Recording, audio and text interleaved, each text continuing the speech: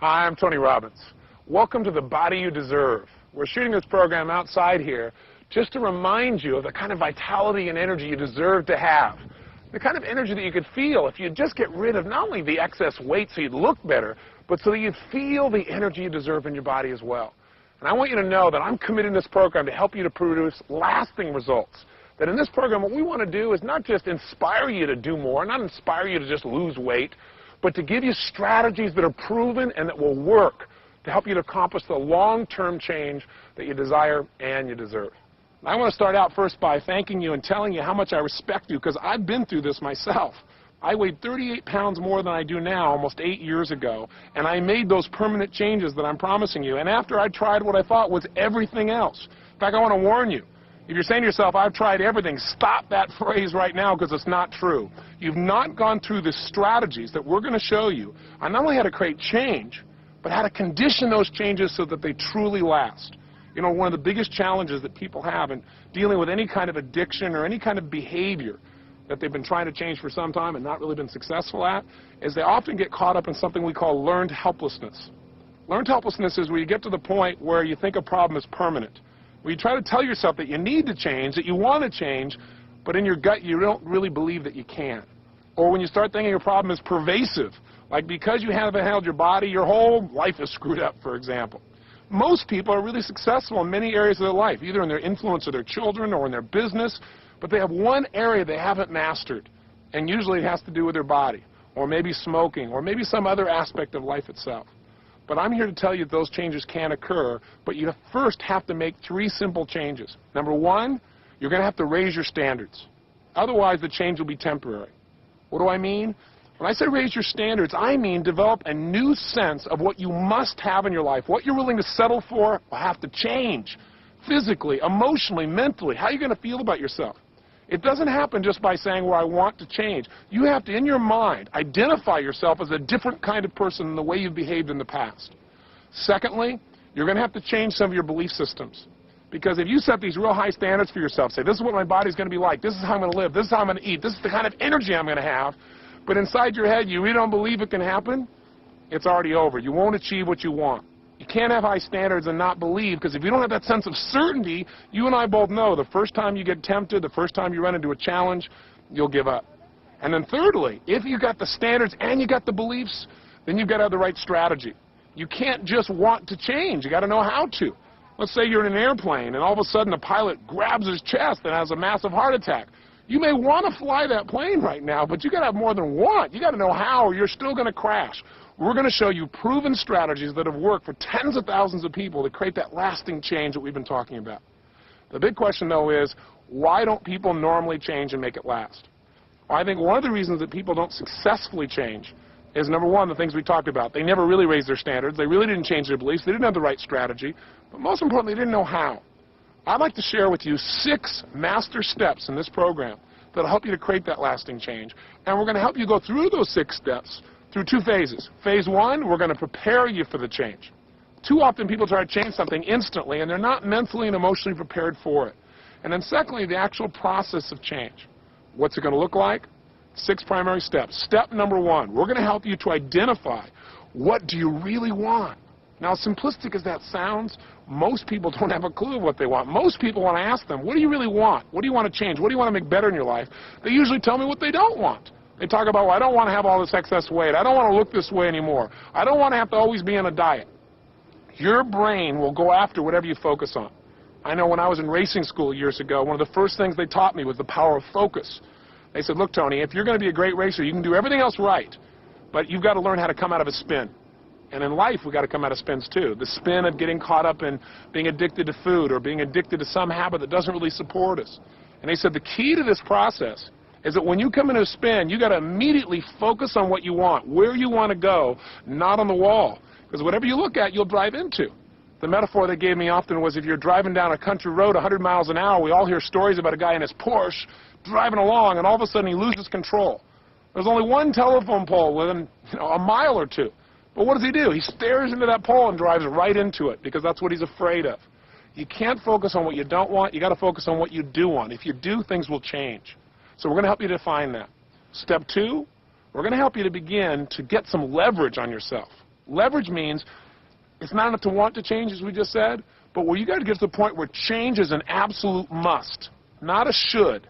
Many people say, well, I should lose weight, I should go on a diet, I should have more energy, I should make these changes. They just should all over themselves. They don't actually make any changes. Should things we feel bad about when we don't follow through. It's those absolute musts that make us follow through. Now, how do we get that to happen? Well, through this program, we're going to show you some ways to get that leverage on yourself where not changing equals massive pain. If you've studied any of my work, you know that my core belief is that all human behavior is shaped by two things: pain and pleasure. Our need to avoid pain and our desire to gain pleasure. The problem is, in the past, the idea of like going on a diet or doing something to lose weight had mixed emotions for you. You thought, well, I really want to make the change, but simultaneously, will it really work? Maybe I'll go make the change, I'll give up certain foods, I'll give up certain lifestyle that I really enjoy, and then in the end, I'll just gain the weight back anyway. Why even try?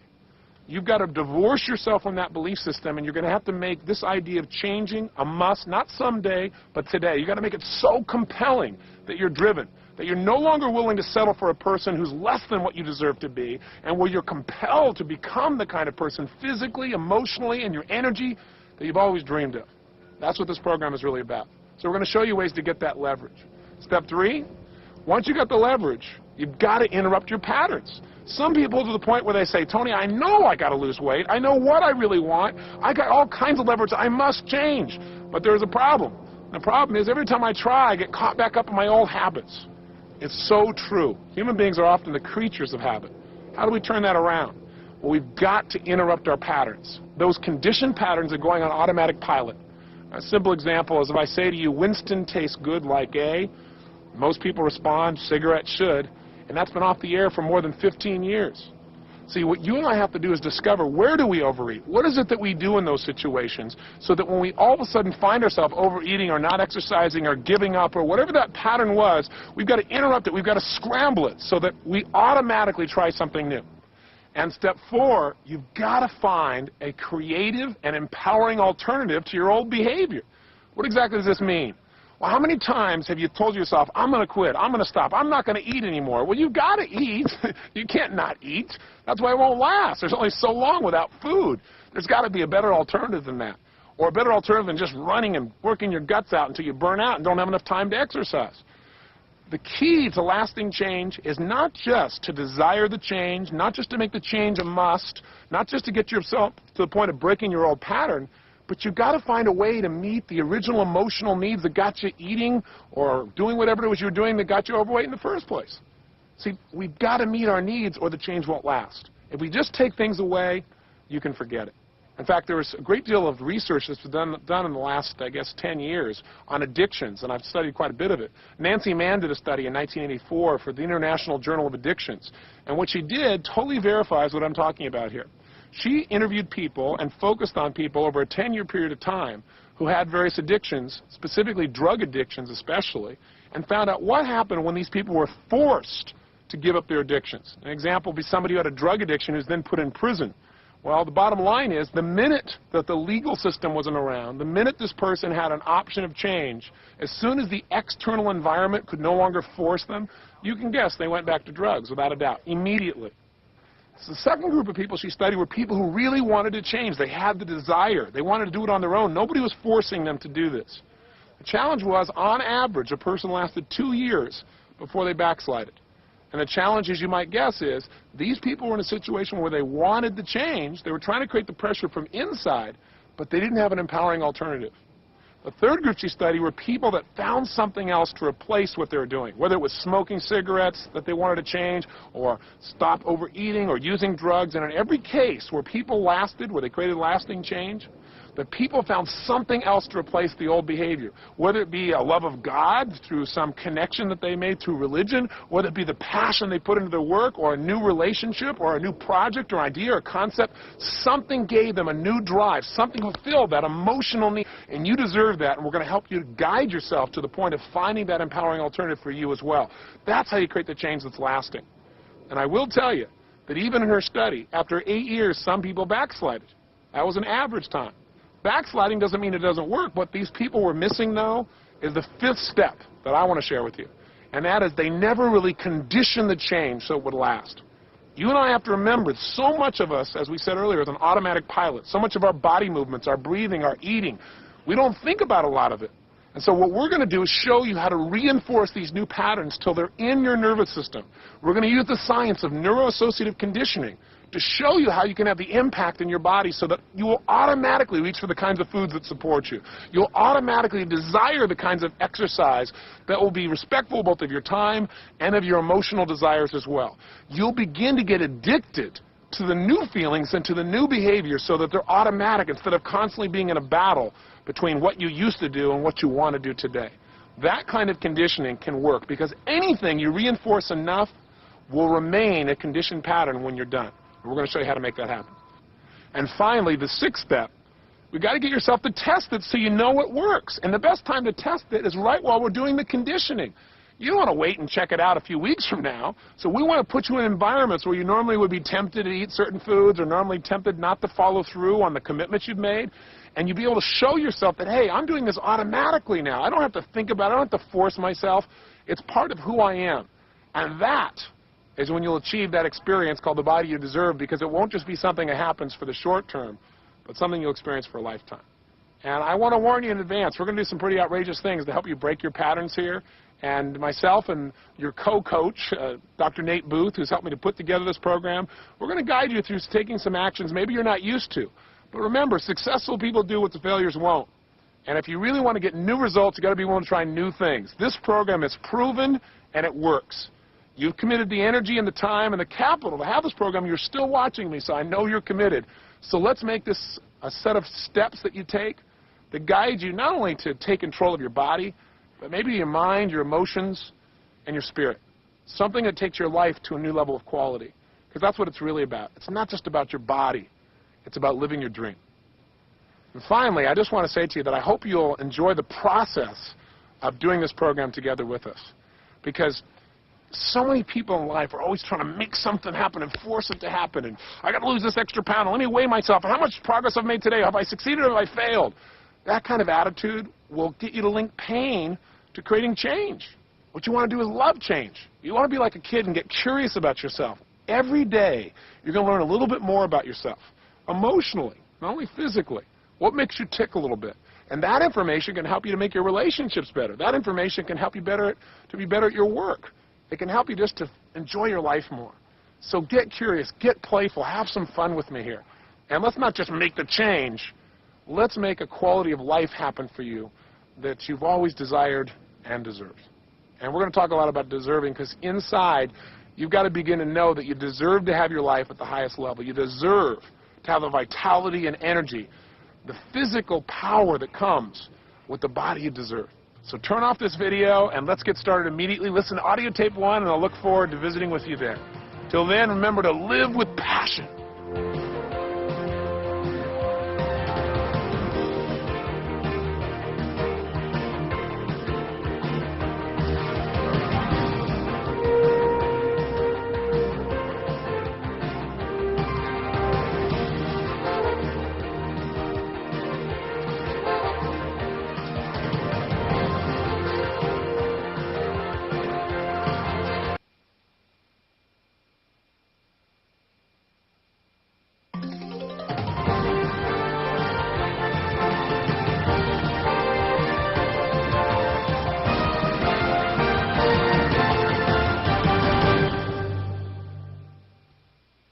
Hi, and welcome to day 7. I'm assuming this is day 7 for you, and you're not cheating and moving ahead on the videotape here. Seriously, I want to just congratulate you on the progress you've already made. So the purpose of this tape is just to be a very quick morning exercise for your mind. See, how do you develop a good body? You don't go in and do aerobics one time and say, okay, now I'm healthy for life. What you do is you go in and you develop a consistent system so that you're physically vital for the rest of your life, and it becomes how you think and how you feel. So what I've designed this little 6-minute segment to do is really designed to help you to do a couple of very quick things that can get you started in the morning in the right way, to tune up your mind and your emotions and your body so that you're on track and you're not having a battle with yourself, but rather you're on a roll.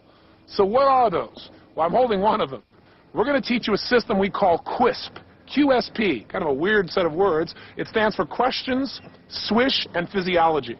Now, what do these things mean? Well, as we've talked about so far, what human beings do is purely based on the state that they're in at that moment in time and the way they've conditioned themselves to respond to different states.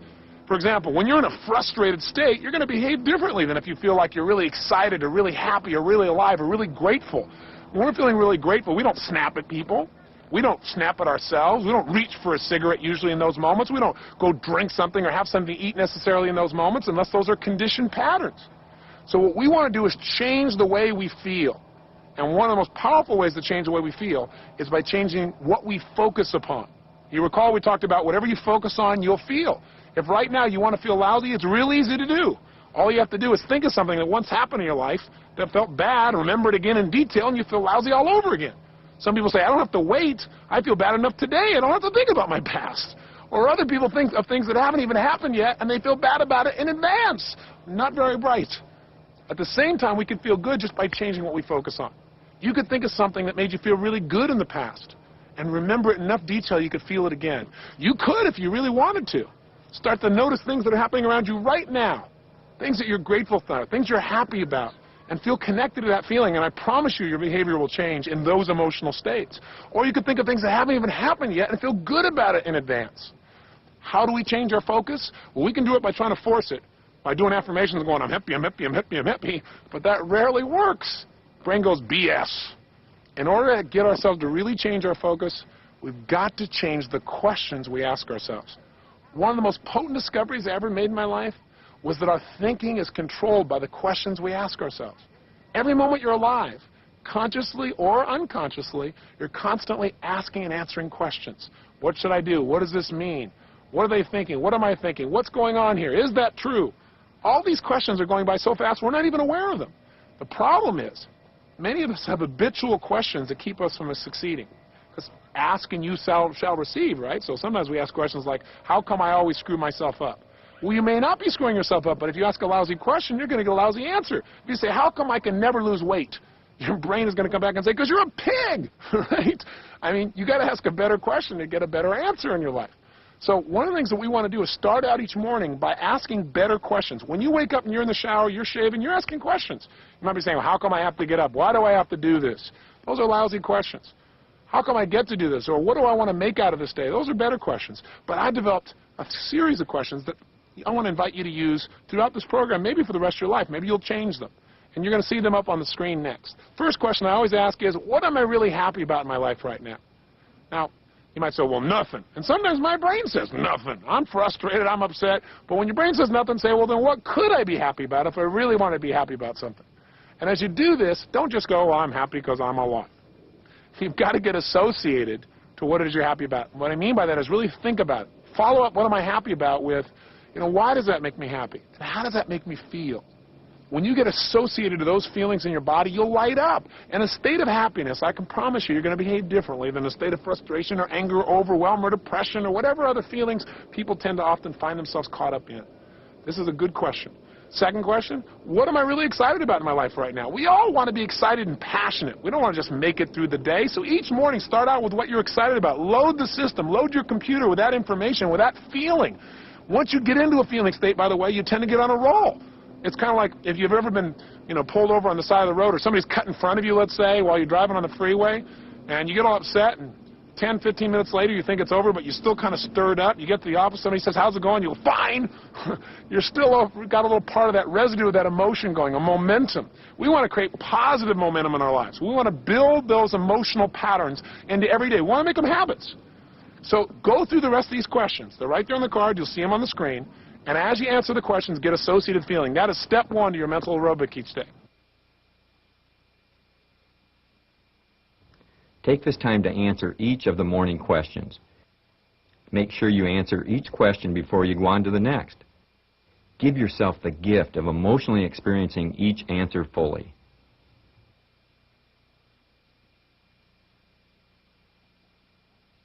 What am I most happy about in my life now?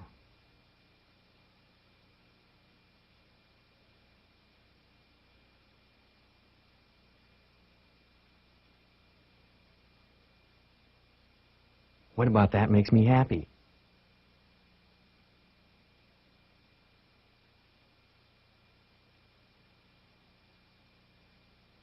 How does that make me feel?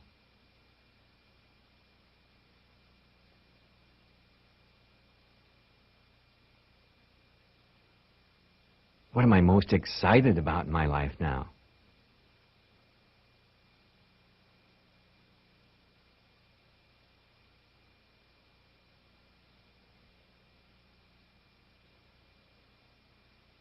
What about that makes me excited?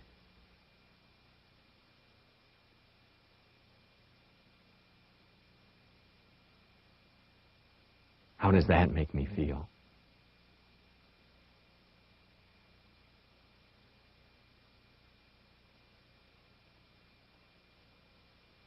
What am I most proud about in my life now?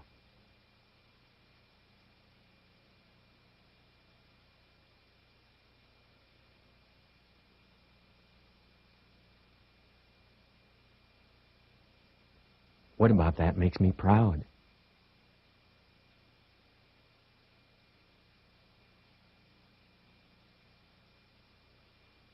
How does that make me feel?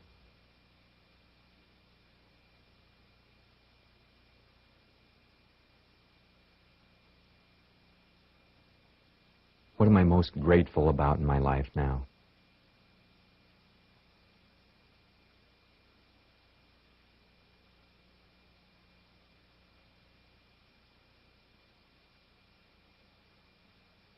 What about that makes me grateful?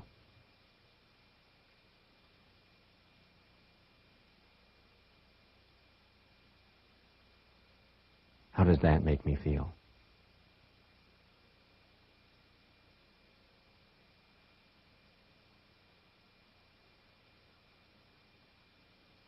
What am I enjoying most in my life right now?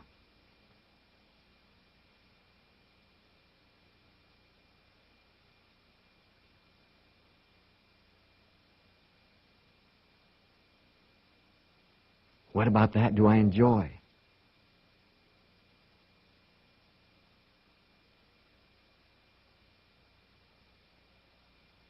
How does that make me feel?